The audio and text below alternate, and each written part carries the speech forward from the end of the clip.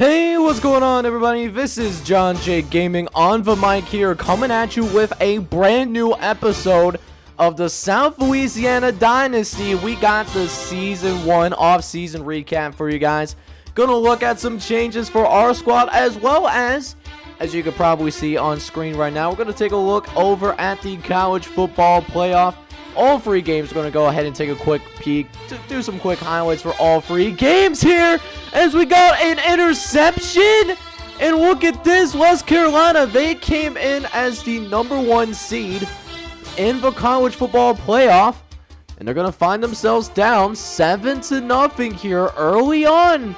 So not a good look for West Carolina, but yeah, like I was saying, we're going to have a great little video of content for you guys here today, so make sure you go ahead, smash that like button for me, hit subscribe if you have to be brand new to the channel, as well as we have yet another interception. This will not be returned for a pick six, thankfully, but it did provide them with some decent little field position.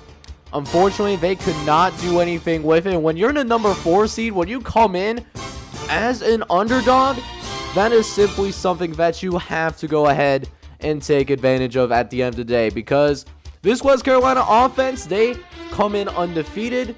It was because this offense is pretty darn good right now. They respond with a touchdown of their own to go ahead and make this a all tied up game at 7 apiece, as we're out here in the second quarter now. Your quarterback's going to go ahead, try to launch it deep for the Night Wolves, and it's going to go into the end zone themselves. A touchdown for Okanaga, and they will take the lead right back. They're going to be up 14-7, but West Carolina, they were not going to be denied for long, as they will go ahead and get themselves a touchdown of their own here. They will go ahead, they will tie this game up at 14 apiece here. So we got ourselves a pretty good college football game, to start this playoff. As we go ahead, jump into the second half, see what Western Carolina can do here. This would be their very first lead of the game if they can hit this field goal, and they do so with relative ease. They will take a 3-point lead as they look to go ahead and control this game. We'll see if they can go ahead and do just that here, as they try to get a little handoff here. It's a fumble on the ground. West Carolina, thankfully, going to go ahead and at least land on the football. They will get their own recovery, which is not a good look whatsoever. And that does mean that Western Carolina, they had a chance here to, maybe start pulling away here, but they're going to keep the Night Wolves, this #4 seed. They're going to keep them in this ball game, even though they will go ahead and drill yet another field goal. Nice kick. That's going to make it a 20-14 game, but this game is far from over, but West Carolina, they will end up hanging on. A nice little run on the right-hand side is going to help West Carolina make sure that they go ahead, they secure the dump, and they will start this thing off. They will be the first team to go to the championship, and they will be awaiting the winner of the Madison Bulldogs from the Big North Conference. Going to be going ahead and taking on the Oklahoma City Patriots from the Big South Conference. They come in as the 2 seed in this matchup between teams that wear red. So that's a little interesting thing for us right there, as Madison is actually looking to be the first team to go ahead and strike first here. They had a nice little methodical drive as a more run heavy kind of offense. They do end up tacking on a field goal to start things off here. So up 3-0 early, but Oklahoma City, they're gonna, oh my goodness, it's actually intercepted. Hang on now, we got ourselves yet another upset alert here. Madison, they look like they came ready to play today, denying Oklahoma City of any points in the red zone as well. That's going to be a big deal for them. We'll see if they can keep building off this momentum. It's still a 3-0 game here in this third quarter, but it's going to be intercepted back. Maybe this is the spark that the OKC Patriots truly needed right now. So at least keeps them out of the end zone for Madison, but still down 3-0 though, as Azugu, he's going to end up running it in there, trying to settle in for a field goal. They will end up doing just that, as they get set for the fourth quarter here. Kick is up, and it's going to be good. So Madison will end up taking a 6-0 lead here, and unfortunately for this part, the touchdown got a little bit corrupted, unfortunately, but Oklahoma City does end up tying it up later in the fourth quarter. They actually go for 2, even though they really did not need to do that whatsoever. It was really not necessary. So the conversion ends up being no good. It's still all tied up at 6 apiece here. And now Madison, with a few minutes left here in this ball game, have a chance to take the lead, and they will do just that. Off of a little quarterback sweep on the right-hand side. And there's going to be a touchdown on the board for the Madison Bulldogs, making it 13-6. OKC looking for one last gasp of fresh air. Rogers going to try to run it. He ends up sliding down a little bit there, unfortunately, as we got another second down coming up. Rogers looking to keep the drive alive. Going to throw over the middle, and it's going to be intercepted once again. The Madison defense certainly came to play here. That's what we got to see. And Madison actually pulled the upset and will go to the championship game. They will take on the West Carolina Hawks, and who will decide who will be, at least for season number 1 in the South Louisiana Dynasty, who's going to be the national champion. Should be a good game here. We'll see if we'll see what both teams have here, man. Madison, you know, we're going to have to take it up another level, as West Carolina is one of the best teams in college football from a talent perspective. They're more talented than Oklahoma City, so they really have to go in the A game, and that's not what you want to see. Gordon down the sideline ends up being chopped down eventually, but that was not how you want to go ahead and start a game whatsoever.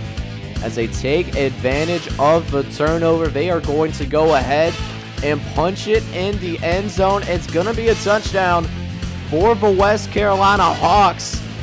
That's going to go ahead and make it 7-0 for right now, as Madison, we're going to drop back for over the left-hand side. It's going to help the Bulldogs respond themselves.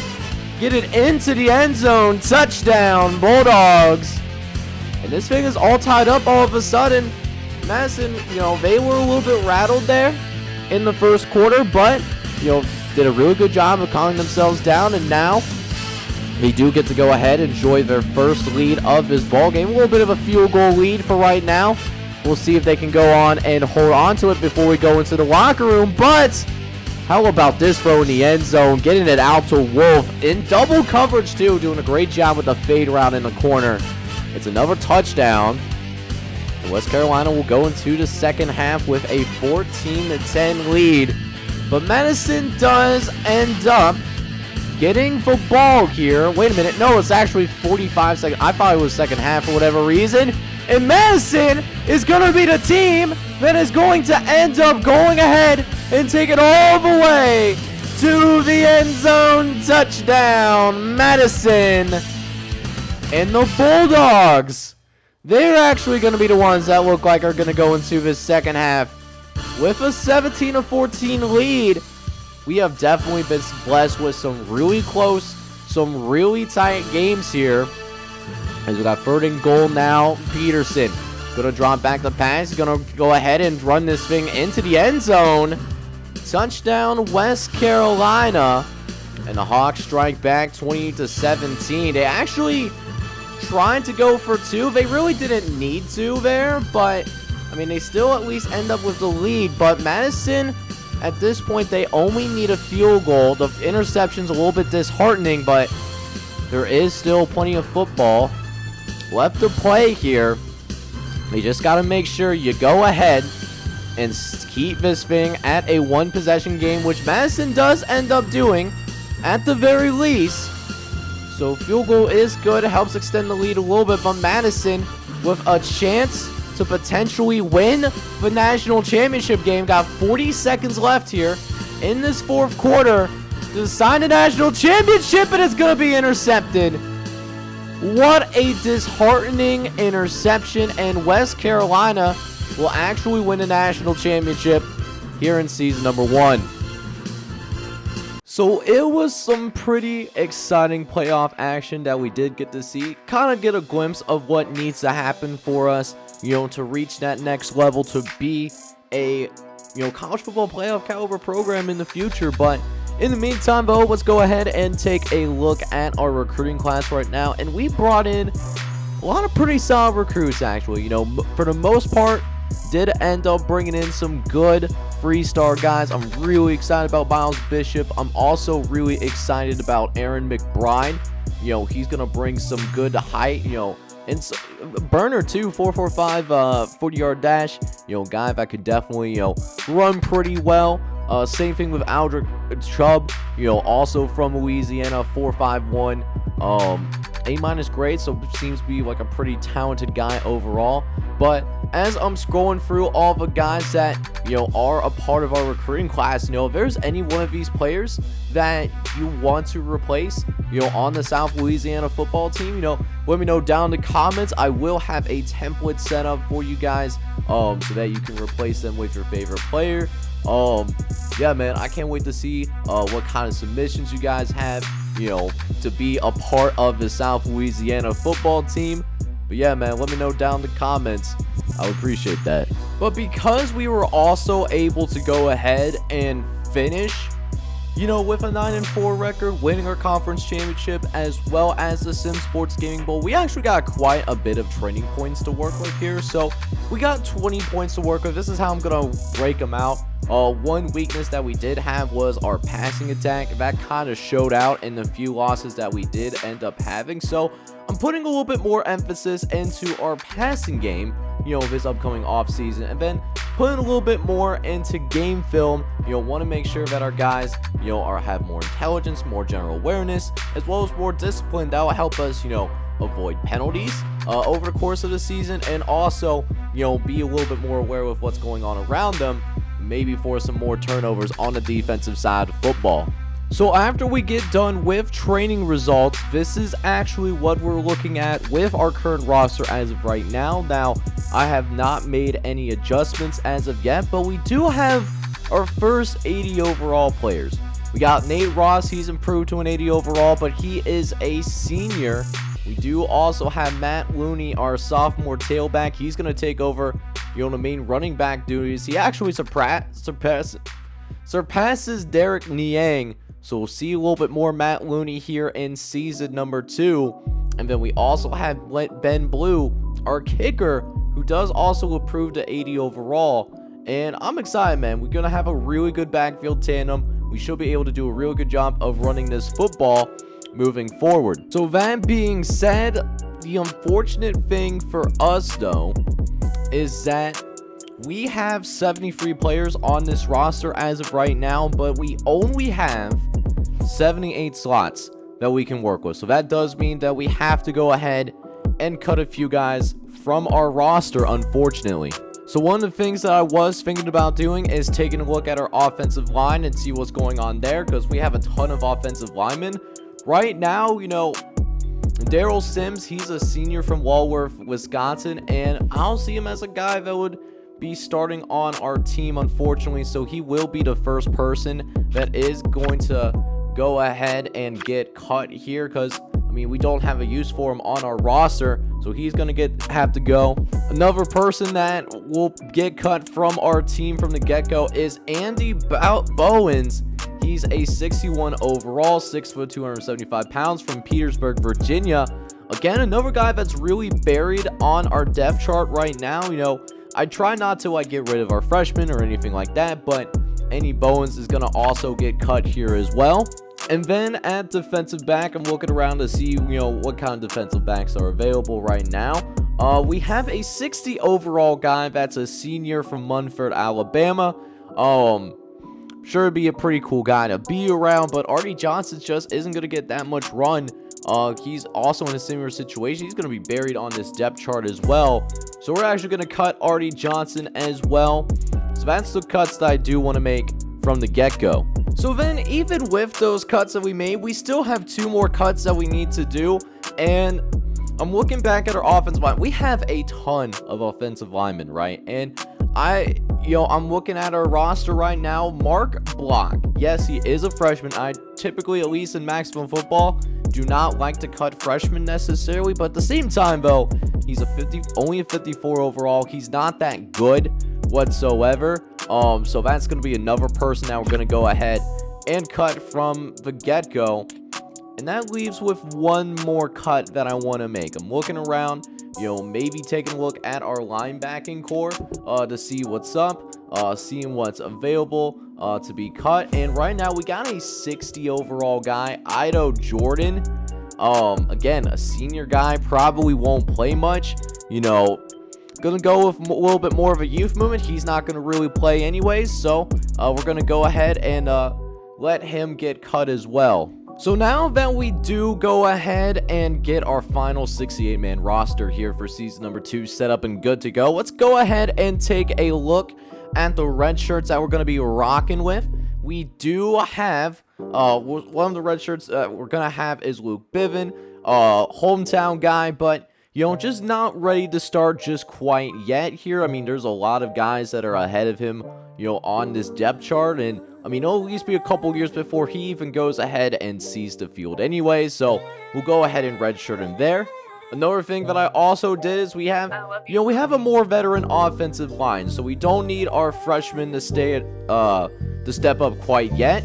One exception, though, is Miles Gillard, who could potentially step in and play, a little bit of a spot action here in his freshman campaign. But these other freshmen, KJ Robinson, Alex Tyler, and Tank Davis, those guys they're just not yet ready for the big time, at least as of right now, so we'll let them get redshirted as well. At running back, we'll redshirt Zaire Sewell, who, pretty solid player coming in as a 67 overall, but he has 4 upperclassmen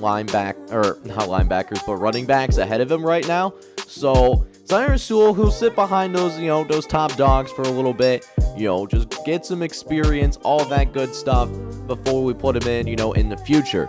So with that being said, this will be our starting lineup that we're going to be rocking with here in season number 2. Starting at quarterback for now, we will have Damian Anderson starting at quarterback. At running back, we'll have Matt Ludy now with the top running back duties, with Niang getting some spot action, since Matt Ludy was able to overtake him. Willem Perdum's going to be the third string guy for us. At tight end, we'll have our best player in Nate Ross, our 80 overall, one of the highest rated players on this team. And he's tied for the highest rating. Zach Harrison, who's a true freshman, he's going to step in as the backup tight end. For our offensive hog mollies, we do have, a little bit older set of guys. We have at least 4 guys that are either seniors or juniors, with one exception, sophomore Preston Waters, who will be starting at offensive line. We got a bunch of AJ Turban, gonna be at left guard, Terry Marie at center, Kendall Goley at right guard, and then Ronnie Wakata, the senior offensive lineman, gonna be at right tackle. For receivers, our top receiver for this season will be Tyler Tucker, the 5'9", 199-pound player. But we got a couple of 2 freshmen, though, that are gonna get some good run. Aaron McBride and Aldrich Chubb are gonna get into the starting lineup. Then we also have Davey Smalls, Jatavius Ferguson, another true freshman, and Carl Gentry. So this is a unit that's definitely going to be improved. It's got some more size in there overall, so I'm excited to see what this passing game can do. For the defensive side of football, this is what our defensive line is going to be looking like, led by Ben Johnson, the true junior. Hayden Moore, also a junior. Then we also got guys like Carl Blunt, Amari Curry, Chuck Scott, and Hardy Chris. These 2 guys would be coming in for more like goal line situation. At linebacker, we have Gerald Perry coming back once again. He's up to a 75 overall. One of the biggest bright spots. He'll be starting at outside linebacker. Then we have Jordan Lawrence and James DeWitt on the inside. And rounding out the starting lineup for the linebackers is Lonnie Connor. He will be a true sophomore at outside linebacker. And then for the defensive backfield, we got Tim Slager as our top corner. And then we got guys like Andre Roel, Juju Griffin, who is a true freshman, and Miles Bishop, who are also true freshmen as well. So we should be seeing quite a bit of them on the field. Anthony Emery will also be in there as a sophomore. Then at the safety positions, we'll have Braxton Ramsey, Mac Jackson, another freshman that will be in this starting lineup early. And then Trevor Albright, sophomore DB, he'll get in there as the third safety option. So with that being said, next episode, we will actually have an opportunity. We have a really opportunity to go ahead, and make a huge statement. We're going to start with Iowa Capital on the road to start season number 2, but let's go ahead and check out the rest of the schedule as well. We will then have a home game against the Winston-Salem Demolition from the Atlantic Shore Conference. Then we go on the road, take on the Richmond Tigers, who are also from the Atlantic. I believe they're from the Atlantic Shore. And then round out with another home game against the Rocky Mountain Bucks, who we did play last season. We did beat these guys. We will play them once again. We'll see how that goes. And then we go into our conference schedule. We will start with a rematch against the Greenville Jaguars. They did give us a loss on the road last season, and we'll have to play them on the road once again. Then we play against the Atlantic Coast Sharks. We didn't play them last year, but they weren't very good. Then we play the Dayton Medieval, who almost made it to the National Conference Championship game last season. This will be an interesting matchup for sure. Then we have another road game against the Broken Arrow Golden Goats, a team that finished last place in the National Conference. We'll see if they can be any better. After that, we'll play against the New York West Cougars, who, let me see if they, are they in our conference? I feel like they should be. No, they're actually surprisingly not. They're from the Midwest Conference, I believe. So that's interesting. Oh, wait a minute. I'm stupid. We're off week 9, so that'll be something to deal with later. So that means we will play weeks 10 through 13. We'll play against the Philadelphia Dragons on the road. Then we have a home game against the Orlando Swarm.